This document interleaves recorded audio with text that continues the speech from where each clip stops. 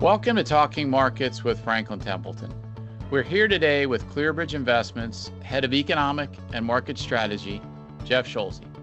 ClearBridge is a specialist investment manager of Franklin Templeton, and Jeff is the architect of the Anatomy of a Recession program, a program designed to provide you with a thoughtful perspective on the state of the U.S. economy. Jeff, welcome. Thanks for having me. Jeff, we're always starting off these podcasts with a check on the health of the U.S. economy through the lens of the ClearBridge Recession Risk Dashboard. Were there any indicator changes in the month of March, and have you changed your odds of a recession? Well, just as a reminder to everybody, the ClearBridge Recession Risk Dashboard is a group of 12 variables that have historically foreshadowed a looming recession. Stoplight analogy, where green is expansion, yellow is caution, and red is recession. And we did have one indicator change last month in March, with manufacturing PMI new orders worsening to red following the prior month's deterioration to yellow. So if you're just looking at the dashboard itself, the output would tell you that the probability of a recession over the next 12 months is around 35%.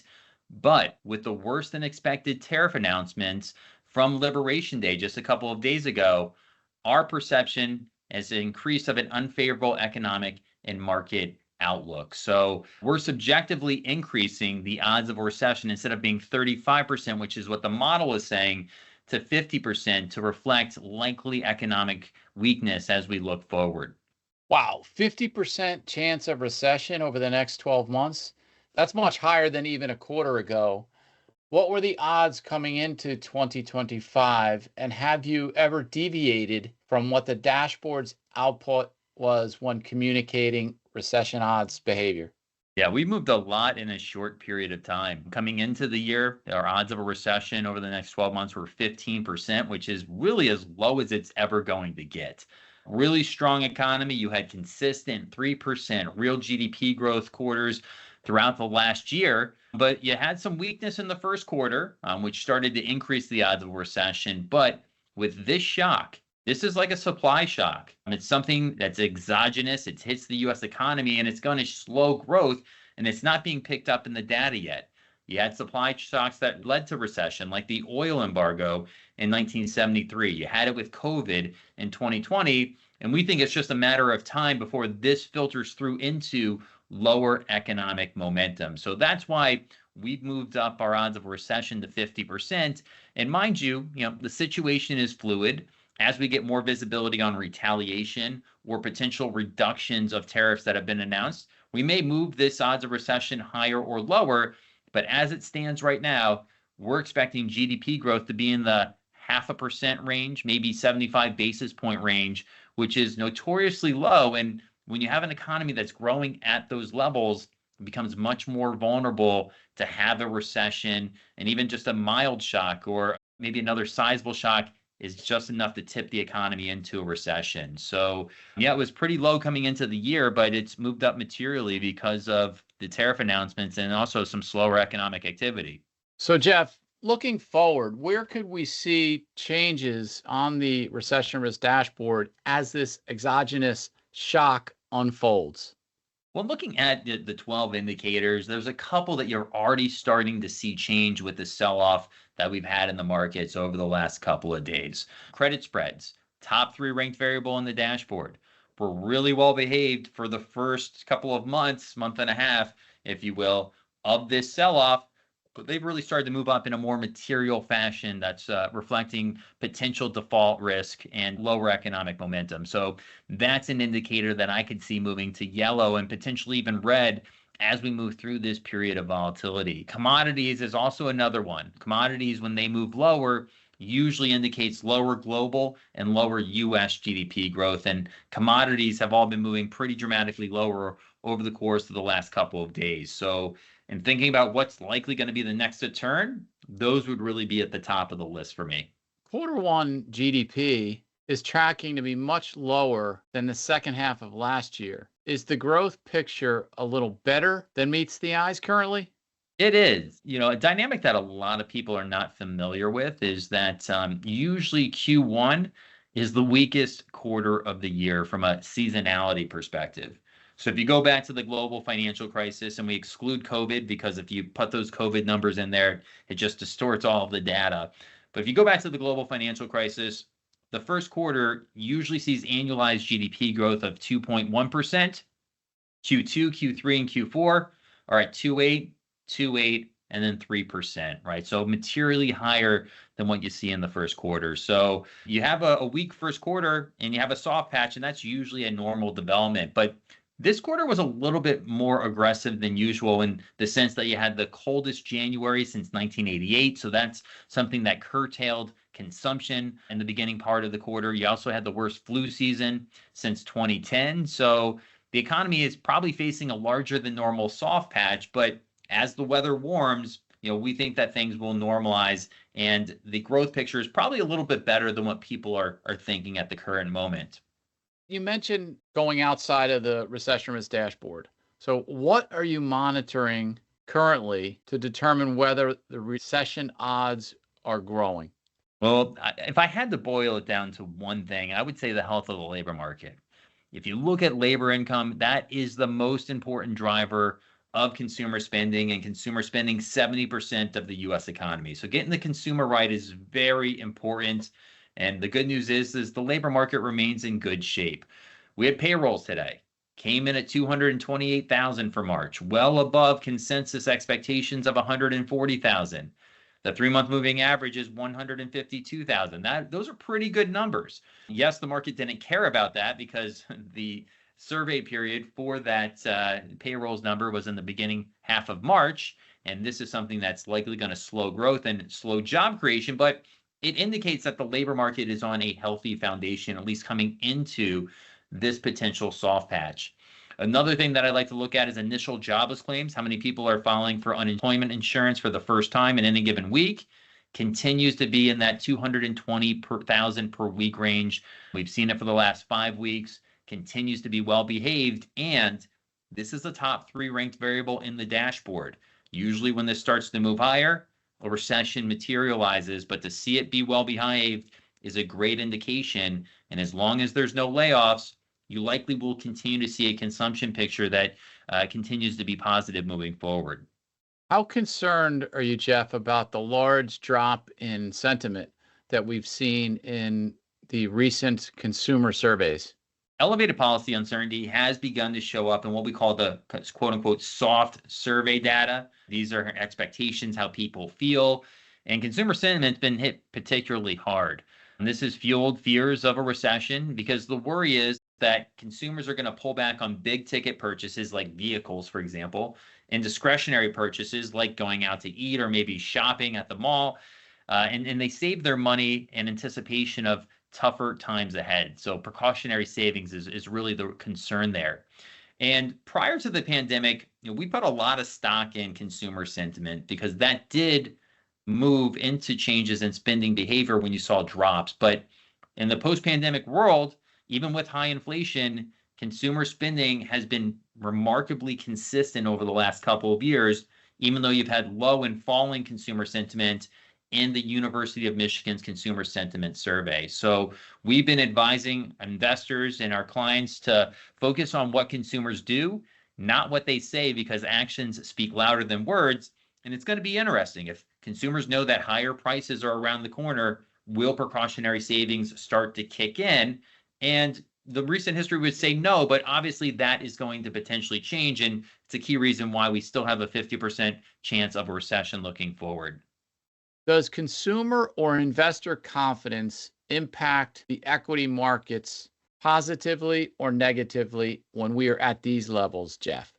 Well, believe it or not, when you have really low confidence, whether, again, you're talking about consumer or investor confidence, it's actually a contraindicator. It's usually a good time to get optimistic about putting money to work in U.S. equities. For example, the University of Michigan Consumer Sentiment Survey.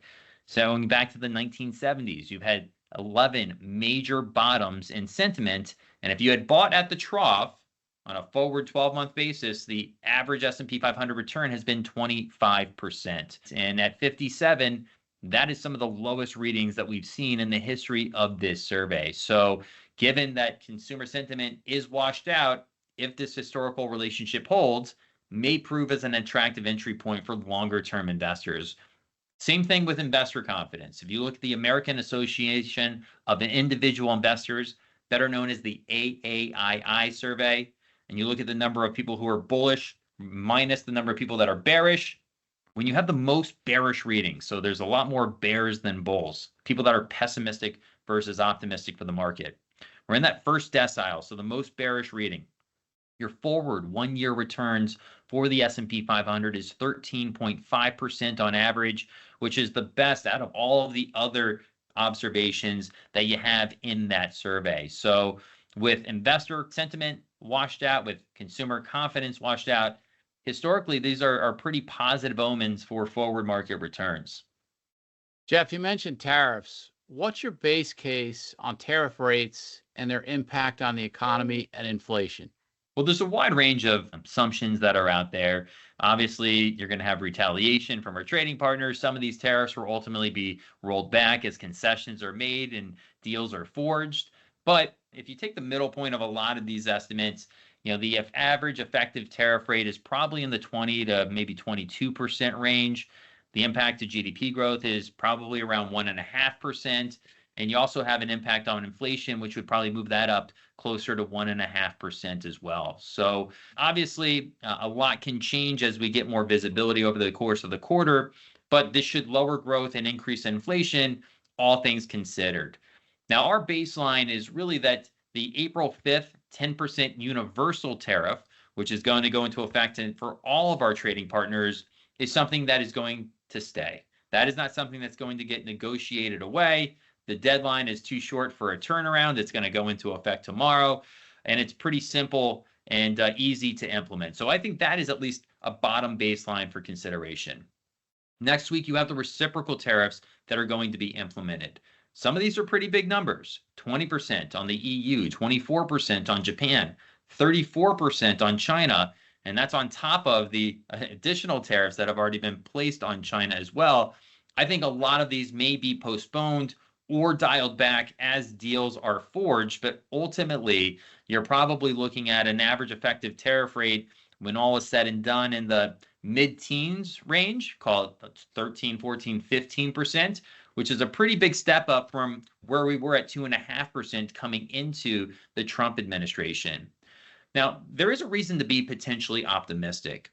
Since Inauguration Day, President Trump has made 20 trade-related threats whose announcement date has passed. And out of those 20 threats, 14 were punted or dropped, 4 were acted on, and then 2 were acted on and then they were immediately walked back. And those 2 were actually Mexico and Canada's 25% tariffs in early March. So if you kind of look at that, those threats, this would suggest that a lot of the things that have been announced may be dialed back as we move forward. And this is maybe part of the art of the deal or the style of negotiation that Trump likes to deliver. But ultimately, I think we're going to see higher tariffs. I think that 10% universal tariff is here to stay. I think this will hurt economic activity. This will increase inflation, and it ultimately will bring economic growth sub 1%, which puts the economy more vulnerable for recession if more shocks start to percolate. Is there a circuit breaker to this trade-related shock? Or maybe put differently, what could counteract the impact of this recent escalation of trade wars? You think about it, I think the one thing that could counteract this is obviously if President Trump reverses the tariffs that have been announced, and I don't think that's a high probability at this point, even with the market volatility that we've seen. But I think the other answer is probably a strong fiscal response. I think the countries that respond most forcefully, so they have the bigger packages and the quickest to this trade shock, are going to be the ones that see the most resilient activity and the best performance on a relative basis. Right now, obviously you have a fiscal package or a tax package that's being discussed by Congress.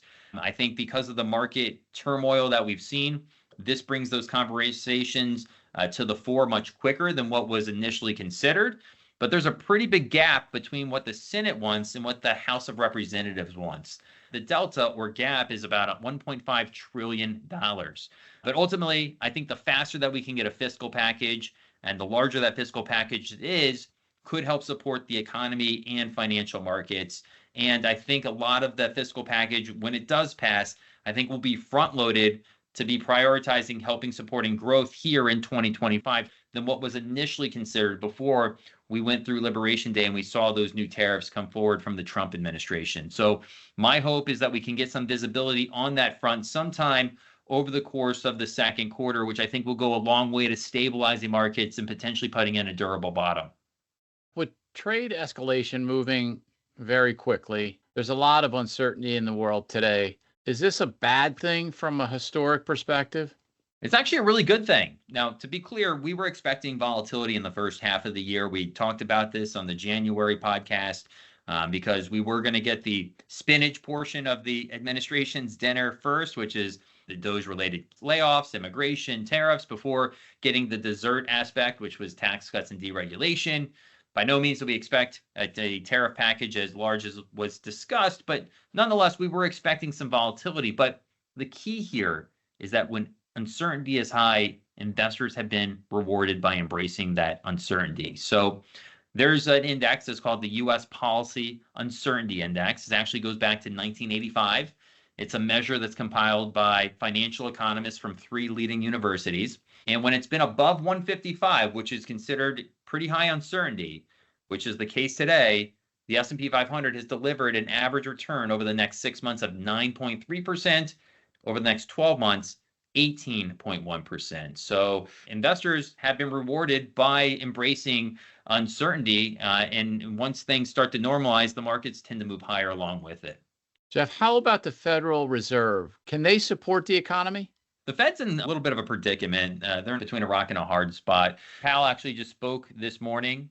They are not looking to move before you start to see weakness in the labor market, right? We talked about the labor data coming in really solid today, so there's really not a hurry from their vantage point. And the biggest concern from the Fed right now is they want to keep longer-term inflation expectations anchored because they want to make sure that the one-time increase in inflation that we'll see from tariffs doesn't become an ongoing inflation problem. And the reason why the Fed is so concerned about inflation expectations is that was one of the biggest mistakes of the Fed in the 1970s. They eased policies well before inflation expectations came down, and they became unanchored to the upside. And when that happened, workers demanded higher pay. And when they got those pay raises, that filtered through to higher inflation. And you had this cycle that continued until Volcker ultimately broke the back of inflation in the early 1980s. So the Fed is going to wait and see because, again, they want to make sure that inflation expectations are well anchored. And it's not to say that they won't act, but they're going to act when you see material weakness in the labor market, in the economy. And at that point, you probably are on your way to a potential economic downturn. So that's why I talked about before. I think the real important driver is really going to be fiscal policy to be able to short circuit some of the effects of trade shocks that we're going to see. Jeff, diversification was a key theme in your recent commentary. Is diversification actually finally additive? It is. Diversification has returned to the fore after a couple of years of not providing that free lunch that people like to talk about when it comes to diversification. Right, over the last couple of years, it's really been a story about the S&P 500 and the Mag 7, but that has been a very different dynamic this year, with the first quarter seeing the Mag 7 stocks fall by 16.4%, while the ACWI ex-US index, which is the international index, rose by 4.6%. So the difference in performance between those two cohorts was 20% in just a quarter. So this is a really positive dynamic. You know, diversification is working, and it's really not just a geographic allocation. You also have market cap, so the size of the company you're investing in, investment style considerations. And we've been talking about this expectation for the Mag 7 rotation out of them and into areas that have been lagging, whether it's the equally weighted S&P 500 or the average stock. Value outperformed growth by 11.7% in the first quarter.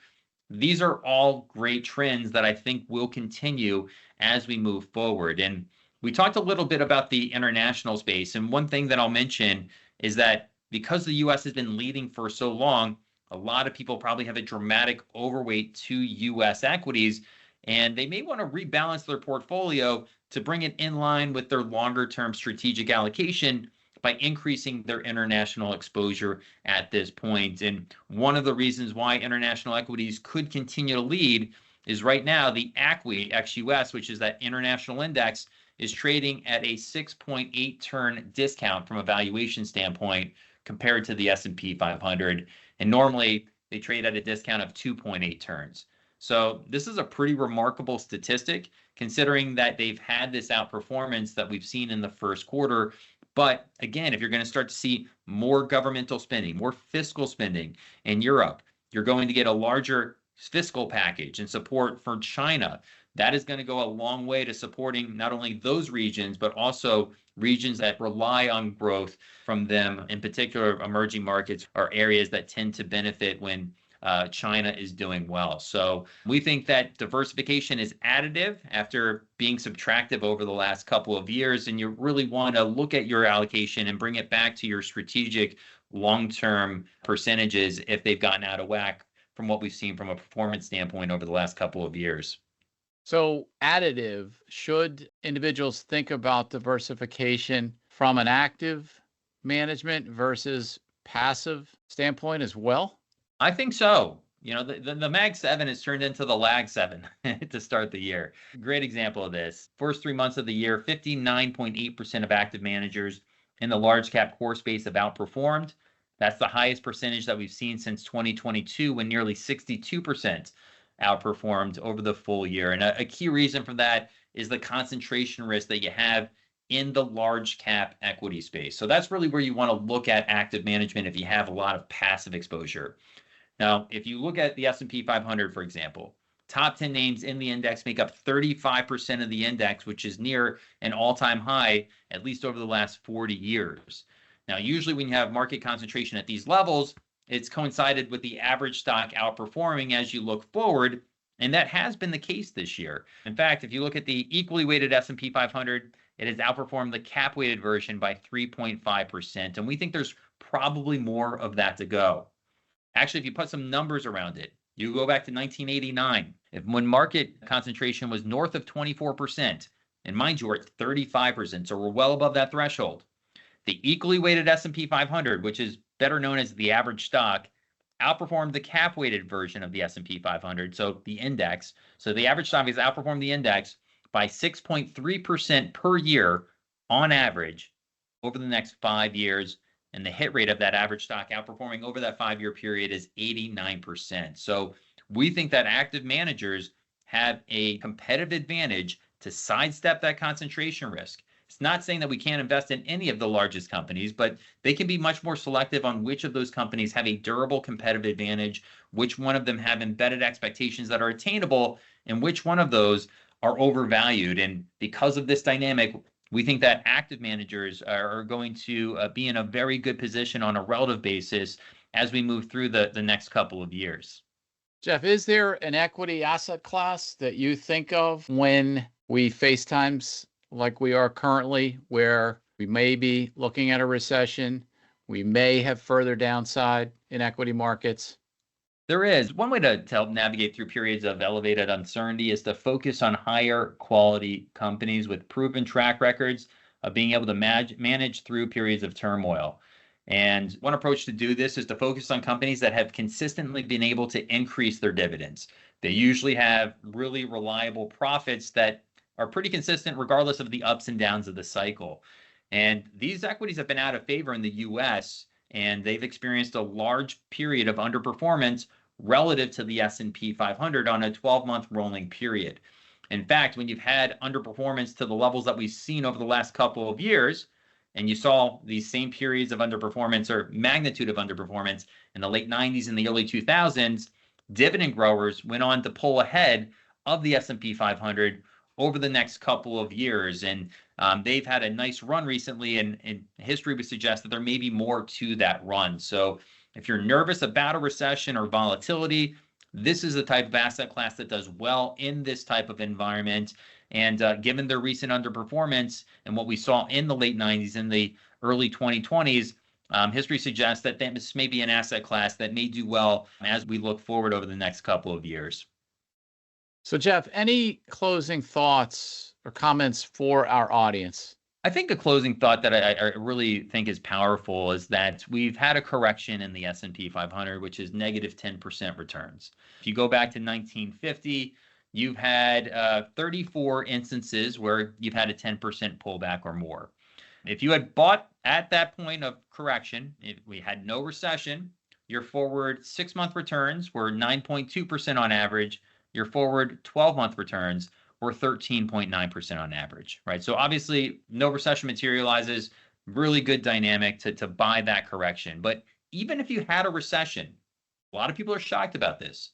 On a forward 6 and 12-month basis, your average returns were positive at 2.8% and 1.2% respectively. So again, there's a lot of pessimism priced into the markets. The S&P 500, as of today's close, is down over 17%. So we're well through that correction threshold of negative 10%. Longer-term investors should be taking advantage of this, and we think dollar cost averaging makes a lot of sense considering what is priced in the market, but also what we've seen following both recession and non-recessionary periods. And last thing I'll mention, just because if you have a recession doesn't mean that you have to have the big drawdown that you saw in 2009 of 57%, or the drawdown that you saw in 2001 of 49%. In 1990 and 1980s recessions, believe it or not, the S&P 500 peak to trough fell 20% and 17% respectively. So with no clear signs of excesses in the U.S. economy, even if we do have a recession, I think it'd ultimately be mild at the end of the day. Jeff, thank you for your time today. To all of our listeners, thank you for spending your valuable time with us for today's update. If you'd like to hear more Talking Markets with Franklin Templeton, please visit our archive of previous episodes and subscribe on Apple Podcasts, Google Podcasts, Spotify, or at any other major podcast provider.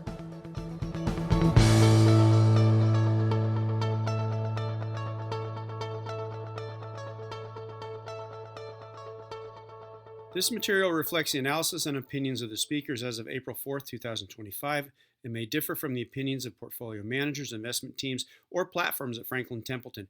It is intended to be of general interest only and should not be construed as individual investment advice or a recommendation or solicitation to buy, sell, or hold any security or to adopt any investment strategy. It does not constitute legal or tax advice. The views expressed are those of the speakers, and the comments, opinions, and analyses are rendered as of the date of this podcast and may change without notice. The information provided in this material is not intended as a complete analysis of every material fact regarding any country, region, market, industry, security, or strategy. Statements of fact are from sources considered reliable, but no representation or warranty is made as to their completeness or accuracy. What are the risks? All investments involve risks, including possible loss of principal. The value of investments can go down as well as up, and investors may not get back the full amount invested. Equity securities are subject to price fluctuation and possible loss of principal. Small and mid-cap stocks involve greater risks and volatility than large-cap stocks. Fixed income securities involve interest rate, credit, inflation, and reinvestment risks and possible loss of principal. As interest rates rise, the value of fixed income securities falls. International investments are subject to special risks, including currency fluctuations and social, economical, and political uncertainties, which could increase volatility. These risks are magnified in emerging markets. Treasuries, if held to maturity, offer a fixed rate of return and fixed principal value. Their interest payments and principal are guaranteed. Active management does not ensure gains or protect against market declines. Diversification does not guarantee a profit or protect against a loss. There is no assurance that any estimate, forecast, or projection will be realized. Investors cannot invest directly in an index, and unmanaged index returns do not reflect any fees, expenses, or sales charges. Past performance does not guarantee future results. Any companies and/or case studies referenced herein are used solely for illustrative purposes. Any investment may or may not be currently held by any portfolio advised by Franklin Templeton. The information provided is not a recommendation or individual investment advice for any particular security, strategy, or investment product and is not an indication of the trading intent of any Franklin Templeton managed portfolio. Data from third-party sources may have been used in the preparation of this material, and Franklin Templeton, FT, has not independently verified, validated, or audited such data. FT accepts no liability whatsoever for any loss arising from use of this information, and reliance upon the comments, opinions, and analyses in the material is at the sole discretion of the user. Products, services, and information may not be available in all jurisdictions and are offered outside the U.S. by other FT affiliates and or their distributors, as local laws and regulation permits. Please consult your own financial professional or Franklin Templeton institutional contact for further information on availability of products and services in your jurisdiction. Issued in the U.S. by Franklin Templeton, 1 Franklin Parkway, San Mateo, California, 94403-1906, 800 dial Ben, 342-5236, franklintempleton.com. Investments are not FDIC insured, may lose value, and are not bank guaranteed. Issued by Franklin Templeton outside of the U.S. Please visit www.franklinresources.com to be directed to your local Franklin Templeton website. Copyright 2025 Franklin Templeton. All rights reserved. Podcast theme music by Adam Vodofsky.